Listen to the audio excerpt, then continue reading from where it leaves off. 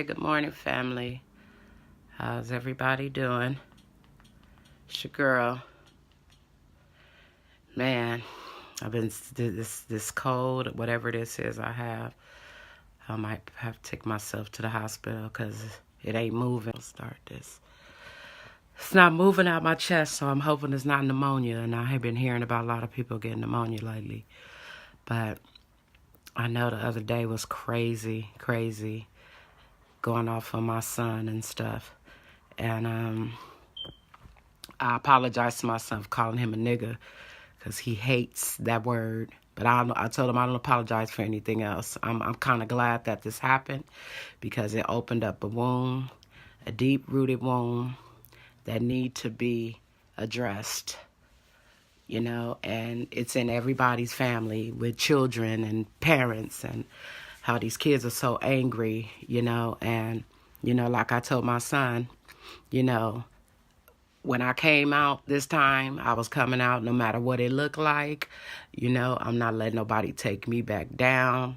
I love my son, The only thing I apologize to him for is calling him a nigga because he's not a nigga. He's my son and he's he's been the good kid. But one of my little babies, one of my little adopted sisters wrote some comments, and I read them this morning, and it really hit me because she was the kid who didn't get in trouble, who was the good kid but felt like she was left out. You don't, as a parent, you don't think about that when you have other children that are, going wild, and you trying to help them and you doing everything in your power to help them. And then you got this one over here that's not doing that. And you don't realize as a parent that this other one is feeling neglected, that is not getting what, he feels that he needs to get because your other two got you running the streets. And I did everything in my power with my kids. I took my son on Judge Hatchet show. I was doing everything I could. He had men coming in, trying to mentor him and all this stuff. And my son, the one that died, he wasn't receptive to none of that then, everything that he was getting, where I had this one over here who's quiet, who don't talk much, who don't express himself, was feeling neglected. And, as parents, we do the best we can with our kids. I was 15 when I had him. By the time I was 21, I had 3 kids. I didn't know how to be a mother to kids, but I knew that all my life, all my young life, while I was feeling, the way I was feeling about my mom, that I wanted babies. I wanted my kids to love me and that I can love them. And, so that was my mentality, not knowing how to parent. I learned that, every day, every mistake, and my whole thing is this is the difference between my mother and my sons and my children is I apologize to my kids. So it's like, what more I've asked them to forgive me. So what more can you do? You can't let your kids keep you in that. I'm not going to let nobody keep me in the past. I'm trying to move. I lived in my past long enough. I lived in the woes me. Why did I get molested? Why did my mama not love me? I lived in that stuff for too long, and I can't take that into another year if I want to live. I'm not going to do it for nobody, not even my own kid. So he's still mad at me. I came home last night. I said, I love you. I hugged him. I kissed him. Don't touch me. I'm done with you. I said, you can't be done with me. So this morning I went in there and gave him a hug and stuff, again. And, he's angry. I said, you need to take your time. But this time he got to do his work. He has to do his own work. I can't do his work for him. We need to go in counseling again so he can get it all out or say what he needs to say to me. I don't care. It's going to hurt. But I don't care because you can't heal from what you're not willing to face, and I'm willing to do that for him, and, he said, I get on here for a pity party. That's not at all. I'm getting up, and I've always been a very boisterous person. I've always been transparent. I've always been that way. I'm just doing it live now and not writing it on Facebook. I'm doing it with you looking at me, crazy, so as parents, we do our best. We do our best. And as children, you need to forgive your parents, or that's your issue. It's no longer my issue, with my son. But I love him enough to dig down, open up some scars, open up whatever we need to open up so he can express himself. My little baby wrote them comments, and she was him. And it just made me look at it and say, wow. But I still don't apologize for nothing. Okay, this wireless thing is tripping. But like I'm saying, I apologize for calling my son a Negro, because he don't like that. But everything else, I meant it as a parent, As a parent, my mom didn't say sorry to me, and I have to live with that. And I have to accept that that's what I had, and when your parent is gone, you don't get another one. You don't get another one. You don't get another one. And that's the whole thing I was saying the other day, was that we got to forgive our parents.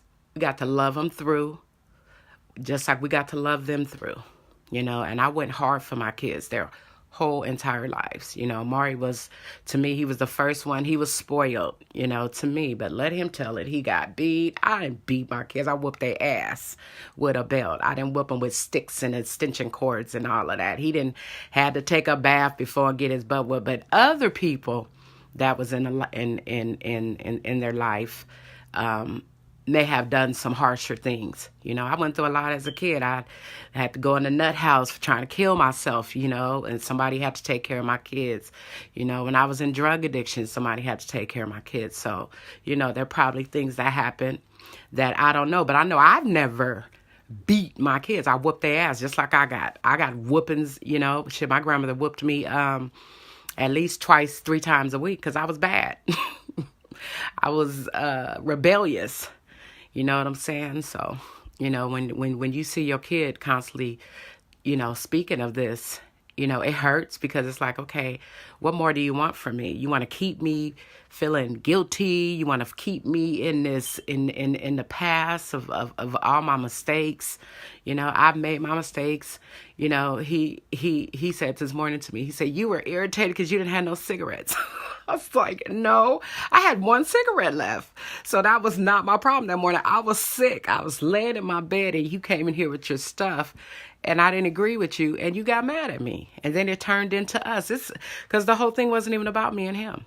It wasn't about me and him. It was about something else. And he got mad because I didn't agree with him, and it turned into something with us. And, I just saw a lot of anger, and it made me angry because how dare you say some things that you say to your mom? I'm not living in that. I can't do it.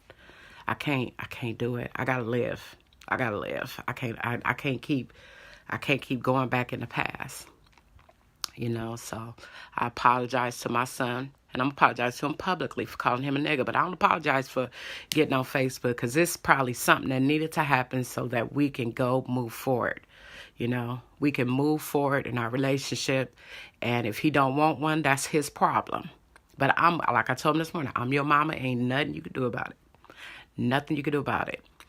And I don't talk bad to my son. He's like, I wasn't your favorite. I'm sitting here like, what the hell are you talking about? I don't speak death on my kids. I don't walk around and saying you're going to be a no good nothing. You're going to be like your daddy. That's never come out of my mouth. So, a lot of that is his own stuff. He has to learn how to grieve his brother and his sister. He has to learn how to, like I'm doing. I'm learning. I see a psychiatrist. I take medication. I said, see, I own my crazy, but you got to own you. You got to own you. I know who I am. I know when I don't have no cigarettes, I get evil and I don't want to be bothered with people. I know who I am. I'm not ashamed of who I am either. I'm not ashamed about my past because I did my best. But at the same time, you're not going to keep me there. I'll be damn sure you're not going to do that to me. So I just want to come in and, listening to another child this is why I do these lives with people, because I think that it'll help somebody else get an understanding of grief, get an understanding of whatever that issue is, being molested, whatever those issues is that we have. I've been through most of them. You know, I haven't mastered anything, but I definitely will walk beside somebody and talk and be a good listener and a person that has empathy and compassion because I went through it, you know, and being healed, you know, daily. You know, so that's why I'm doing what I do, you know. And like I said yesterday, whoever don't like what I do, get the hell up off my page. Don't listen to my videos. You don't have to. This ain't for everybody. It's for those who want to hear my truth and want to hear a person that's being very transparent. So that's what I'm here to do, and I'm not going to stop, you know, and airing out my stuff. I've been doing this. You know, this is my way. Everybody got their way. It's my way. You know, this is my way, and I can care less what people think. So, you know, I'm going to say it again. Don't like it, it ain't for everybody. Get up off Stephanie Page, and if I know you don't, I'll delete you. I'll delete you. You know, maybe I need to go on a deleting spree anyway after this happened. You know, some folks don't deserve to watch what God is preparing a table for me, because he's preparing a table for me, because me getting all of this vomit out and all this cancerous stuff inside of me, getting it out and being open and being unique, because everybody can't do this what I do. Everybody don't have the balls to do it, but I'm gonna do it, you know, and don't care what nobody say. My son loves me doing this, so you know that was some twisted thinking. He on my butt, like, why you not doing it, mama? People need to hear what you have to say. Yeah, people need to hear what I have to say, but now people need to hear what we go through for real. So maybe we can get some help, you know? So maybe, you know, you can get your pity party if that's what you want to call it, because I don't do this for a pity party. Don't nobody come and fix me. You know what I'm saying? This is my way, you know? And I'm going to continue to do it, you know, and turning this pain into purpose. And hopefully that someone else can be blessed, because I definitely got inboxes, you know, of people saying thank you, Steph, you know, for always being who you are, you know. And only some people get that, not everybody. It ain't for everybody. And I'm okay. I'm okay with it not being for everybody. So, but I love my son. He's been one of the best children that I've had, that I haven't had that many difficulties with in life, other than that mouth. You know, he's bossy. He try to act like he my daddy. You don't know how to make the right decision. He know everything, you know, but I love him. And sometimes I just gotta block it out and let him say what he gotta say, you know. And that's him. And I know my children. I know them. And I said, maybe this is your time for you to get somebody reaching out to you, you know, because he needs. But if you don't allow people in, people can't help you. Can't just, you know, closed mouth don't get fed. And that's what I always tell them. You always got a lot of support. Don't nobody support me. I said, but are you open for support, though? Are you open? You got to open yourself. People can't make you accept something from them. They can try, but they can't force that on you, you know. And if you want support, then you got to call out. You know, he's never had male role models in his life, no matter how many uncles he has, no matter how, you know, uncle, what do you call them? Great uncles, cousins. He's been a loner. You know what I'm saying? His father wasn't in his life. So he's been, you know, dealing with a lot of stuff on his own. And, you know, you're 32 now. It's time to go on and be great. And be great with all of that greatness that you have inside of you. He want a box. He's frustrated because, you know, people say they're going to do stuff for you. They say they're going to help you, and then they don't. And he's used to being disappointed, you know, and, you know, we in a place where we've been so bound that it's hard to get up out of it when you don't know. You don't have the resources, or you don't know what to do. You know, he wants a manager, because that's the next step for him, to get a manager. He wants to go in the ring and let all his frustrations out. And that doesn't seem, he's been reaching out to all the boxers, you know, really trying to, you know, he's like, Mom, I don't want it to be too late. I said, it's never too late. You know what I'm saying? If this is what you want to do, you're going to be able to do it, you know, and our time is happening. Our time is happening now, you know. So, you know, I hope that, because he feels like he's failed. He feels like he failed his brother and his sister. He feels like he failed me. And he hasn't. He hasn't. My whole thing, I saw his post where he was writing, he take care of me like a queen. I never said you didn't do nothing for me. I said disrespecting me. I didn't say nothing about any kind of other behaviors. All I told y'all was that disrespected me that day. And that mouth. That's what I was talking about. And kids, respect your parents. That's what I was talking about. That was my message. So people who heard it diluted and heard the way they want to hear it, that's their issue. But I know what I was saying that day. And I live my life out loud. And most people call you and try to, I got calls and, Stephanie, you should. And I'm like, do you even answer your phone when I'm crying? When I need somebody? When I need somebody to just talk to, or when I need somebody to, when I'm going through one of my little storms about my kids, missing my kids, you don't even pick up your phone. So don't call judging me on the way I handle stuff. Don't call because you're not here. You don't come. You don't call and say, how you doing today? So get up out of here. I don't care what people say. That's why I don't care what people say. You can say what you want to say. When you put yourself out there, you take a chance of people to say what they say. You can say what you say. Everybody can have an opinion. But coming at me, you're not going to do that to me. You're not going to do that to me because I'm going to say what I want to say. You know what I'm saying? When I can speak and I want to be heard, I'm going to say what I want to say. If you has been an expert at calling and checking on, if you've lost kids and know what this lifestyle is like, the after part, the afterlife of acceptance and learning how to live without your kids, and you ain't calling and checking on me or answering your phone when I call, keep your damn opinion to yourself because I don't need it. I'm not going to let nobody come chastise me about the way I do something when they're not even in my life and they come in spurts. I'm not doing that. You know what I'm saying? So, if I got to walk this walk with me and God, I'm going to make my mistakes. I'm going to do what I do, and I'm not going to be perfect. I said this very honestly. I said, my getting up might look crazy sometimes. My getting up, I don't know what this look like because it's new. It's new and it's scary, but I'm going to get up. And I believe that my son is going to, God's going to give him what he needs for himself, because I can't take care of him. He can't take care of me if he can't take care of himself, and we've been crutches for each other. Always. He's always been my kid that's been there. Always. No matter how we argue or how we, whatever. He's always been the one that stuck by his mama. And he still is. He mad now. Let him be mad. But at the end of the day, I'm your mama. You can't change it. You ain't going to be able to change it. And we all we got, And so I told him, you can take as much time as you need because I ain't going nowhere. I'm not going nowhere. Hopefully I don't have pneumonia because if this stuff don't get out my chest, I'm gonna go to the hospital and see what's going on. Why it's not. I've been taking medication and it's just sitting here. You don't want me to die. You don't want to have to deal with that. So, get it together because I'm not going nowhere.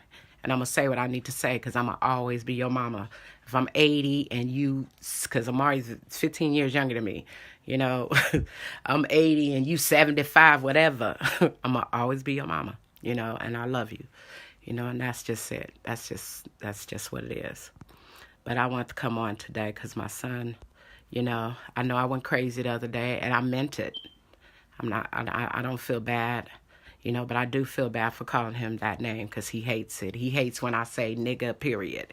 He don't think he's he don't think he's African American. He say he's brown.